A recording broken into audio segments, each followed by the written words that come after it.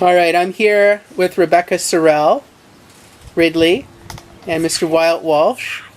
They just came back from a meeting with Christine Lefebvre and Stephen Alexander from the city of Cornwall, Linda Halliday from OPG, and some other guy from OPG, and some wahoos from some other guy. Some people from the Minister of Resources. Steve Aubrey, the enforcement manager for the Ministry of Natural Resources. Uh-huh. Bill Hughes, production manager for OPG. Uh-huh. Linda Halliday, public affairs officer.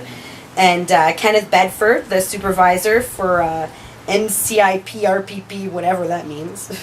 No, division, okay. Well, Ken Bedford's with the city, right? Yeah. And Okay. infrastructure. Yeah. Cut that out, edit that. And obviously Christine and... yeah. Now, when we were driving over here, I asked both of you what you thought gut reaction. You both had conflicting reactions. So Wyatt, I'm going to start with you. How do you feel that the meeting went? I think it went extremely well. I think they understand that the traps are a clear and present danger in the park. And I think they're willing to listen to the experts that are coming in from BC to actually try to find a solution. Now, it's not a solution that's going to happen overnight, but I think that they realize that it's distasteful to the citizens of Cornwall what's going on, and they're going to try to take a proactive approach to what's going on, at least find out the information.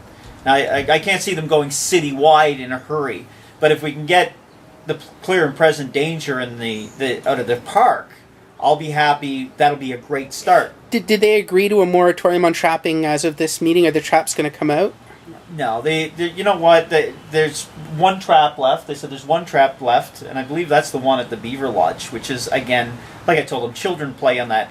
And they were appalled that parents wouldn't be good enough parents to keep their children off the Beaver Lodge. And I'm going, well, they don't expect a trap there, and the way they have the signs designed, the parents really don't know that those traps are there. So hopefully they said they're going to do a walkthrough again and try to look at things.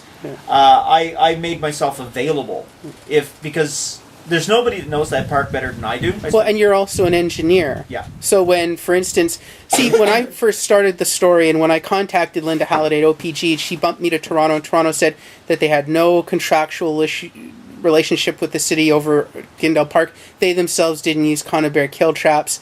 And again, OPG was the reason I wasn't allowed in the meeting, and they had a report from their engineer which you apparently shot down right away. Well, what happens is they said they had flooding issues in the past. Now, the city of Cornwall dredged Anderson Creek, which is off Richmond Drive, which has drained all of the area where they would have had any issues because it center drains down towards the center. And I understand how the monitoring process works. And I explained to them, when I introduced myself, I told them, when they were doing the retrofit at the top of the dam, Saunders Dam, I was one of the crews that were working up there. So it's not as if I don't have an understanding of how things work. And the thing of it is, I said, I'm willing to meet your engineer and we can look at the flow and see if it actually is being affected. And I don't think they wanted to take me up on that. They were kind of quiet for the rest of the meeting. How many feet are we talking about? How many feet of flooding would have to occur before the dam would have any risk? I'm saying 10 meters probably before you got to their flow meters. And before the dam would be at risk, let's face it, if that whole area flooded, that would just put pressure on the other side of it, holding it back. If you worry about water saturation on this side of the dam. But most of it is, when you get down to the lake that I'm mainly concerned about, it's probably 15 to 30 meters to the top of the road, if you really looked at it. So for our American friends that might be watching this, 15 to 30 meters, you're talking... 40 feet to 60, 90. I mean, there's a big jump between that road. You'd need a whole lot of beavers to cause that kind of... You'd have to get in a professional construction crew to help them. Right. In order to raise the water up at that lake. Well, by the time you did that, the water would start coming down Vincent Massey Drive. It would never get up to the dam, to the road. Now, Rebecca, today there was a story in the Freeholder. They sort of had this image that somehow your group was responsible for stealing traps at there. We pointed out that there was a police report April 26th which was the day after our first story, and you and your group I didn't. hadn't gotten involved at that You point weren't yet. involved in that time. When you see media portray your activities or group's activities that way, how does that make you feel?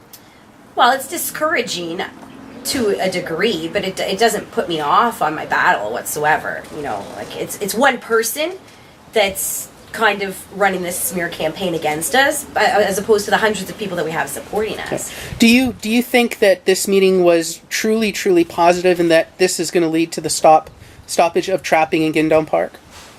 I am not 100% convinced yet, but I do believe that we're pushing forward a lot more than where we were yesterday. They're willing to listen, and they're willing to admit that it is a possibility, that it could work.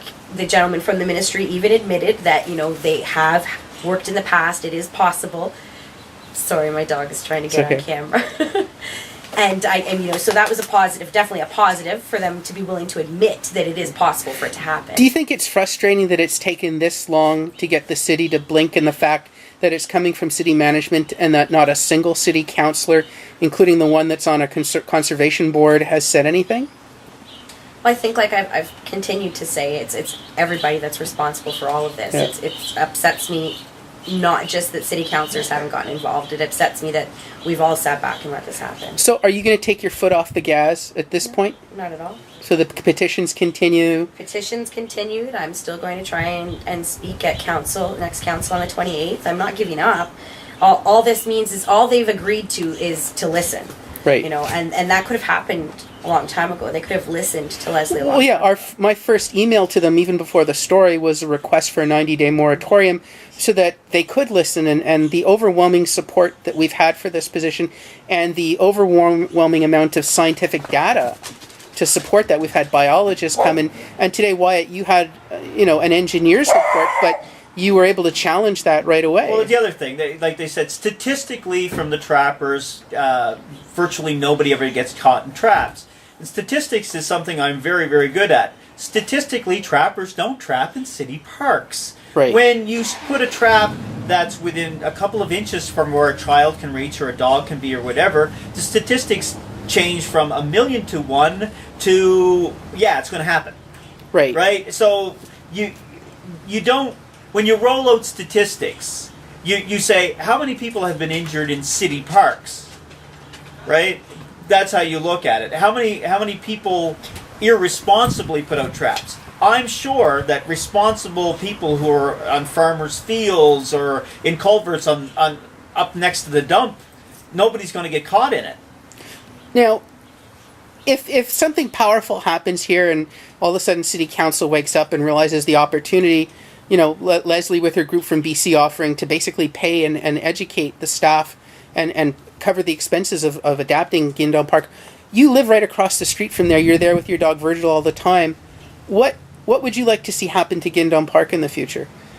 Well, you look at it, the thing that I don't think they realized is how many people are using it.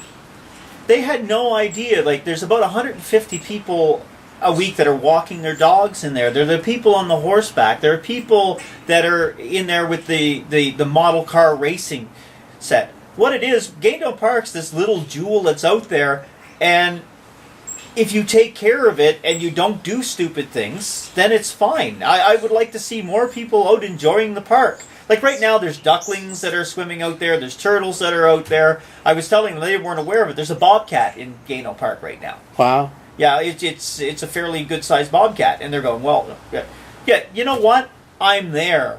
I enjoy the park every day. And I'd like to see people like Rebecca and her dog out there walking around and be able to bring your children out there and know it's safe. Rebecca, as you hold your dog, can you ever imagine having your dog in Gindon Park and finding him in a trap? No, I don't even want to think about that. I personally have not been able to even bring myself to watch the videos of any of the animals, beavers, dogs, anything caught in the traps.